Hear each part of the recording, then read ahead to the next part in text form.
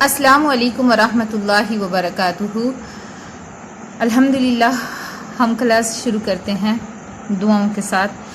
اعوذ باللہ من الشیطان الرجیم، بسم اللہ الرحمن الرحیم، رب اشرح لی صدری ویسر لی امری واحلل عقدۃ من لسانی یفقہوا قولی، رب زدنی علما، اللہم فقہنا فی الدین، اللہم انی اسألک علما نافعا ورزقا طیبا وعملا متقبلا، آمین۔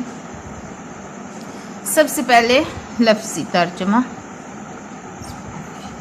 اعوذ باللہ من الشیطان الرجیم، بسم اللہ الرحمن الرحیم، یا ایہا اے، الناس لوگو، اعبدو عبادت کرو، ربکم اپنے رب کی، الذی جس نے، خلقکم پیدا کیا تمہیں، والذین اور انہیں جو، من قبلکم تم سے پہلے تھے،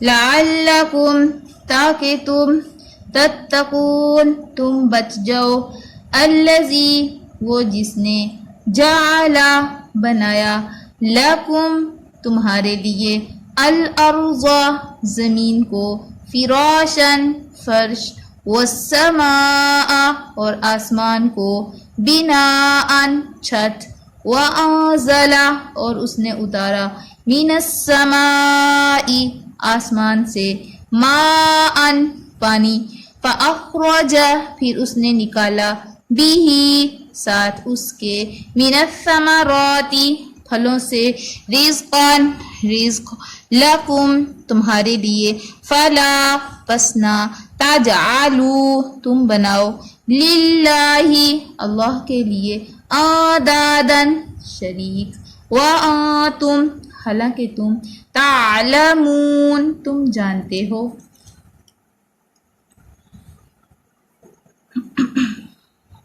مختصر وضاحت۔ اللہ تعالیٰ اس آیت میں فرما رہے ہیں، اے لوگو اپنے رب کی عبادت کرو جس نے تمہیں پیدا کیا، اور جو تم سے پہلے لوگ تھے ان کو بھی اس رب نے پیدا کیا۔ رب کے اندر 3 میننگ پائے جاتے ہیں، خالق، مالک، مدبر۔ خالق جو تخلیق کرنے والا ہے، مالک جس کے کنٹرول میں ہم ہوتے ہیں، اور مدبر مطلب کہ ہمارے کاموں کو پایہ تکمیل تک پہنچانے کے لیے جو تدبیریں کرتے ہیں اللہ تعالیٰ، اس لحاظ سے مدبر۔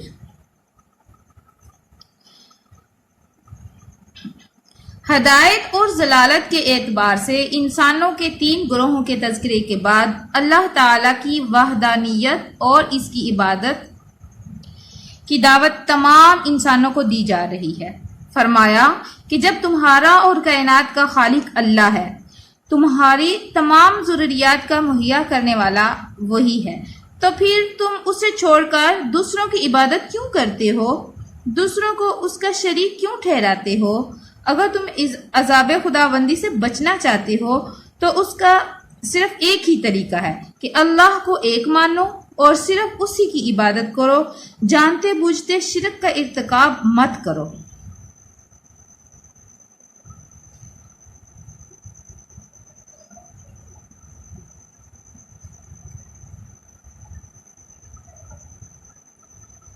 توحید کے بعد اب رسالت کا اثبات فرمایا جا رہا ہے اگلے سبق میں۔ ہم انشاءاللہ اگلا سبق کل پڑھیں گے۔ تھوڑا سا اور اس آیت کو سمجھیں۔ اللہ تعالیٰ کہہ رہے ہیں عبادت صرف ایک اللہ کی ہی کرو، کیونکہ اس اللہ نے ہی تمہیں پیدا کیا ہے، اور تم سے پہلے جو لوگ تھے ان کو بھی اللہ نے ہی پیدا کیا۔ اگر ہم بچنا چاہتے ہیں اللہ کے عذاب سے تو ہمیں صرف ایک اللہ کی عبادت کرنی چاہیے. یہ قرآن بول رہا ہے. اور پھر اللہ تعالیٰ کہہ رہے ہیں اللہ کی اب اس میں تعریف ہے. وہ اللہ ہے جس نے زمین کو فرش بنایا، آسمان کو چھت بنایا. دیکھنے الحمدللہ اللہ تعالیٰ نے ہمارے لیے کیا کچھ نہیں کیا. اور پھر اللہ تعالیٰ نے آسمان سے پانی نازل کیا.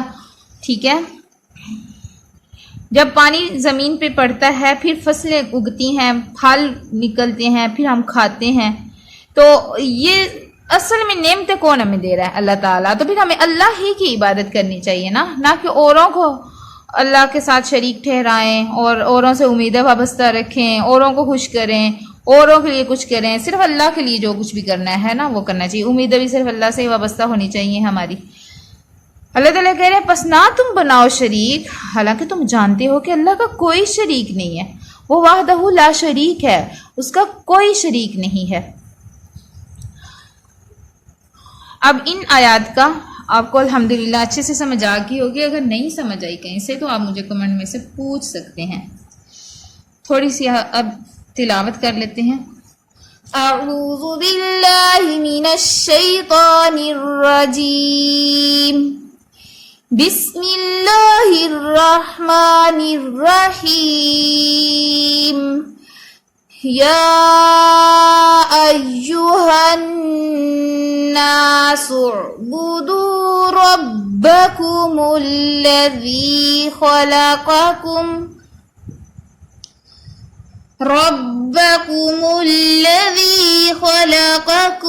والذین من قبلکم لعلکم تتقون. الذي جعل لكم الأرض فراشا والسماء بناء وأنزل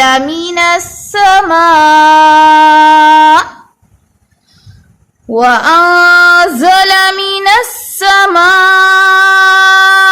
ماء فأخرج به من الثمرات رزقا لكم فلا تجعلوا لله أندادا وأنتم تعلمون.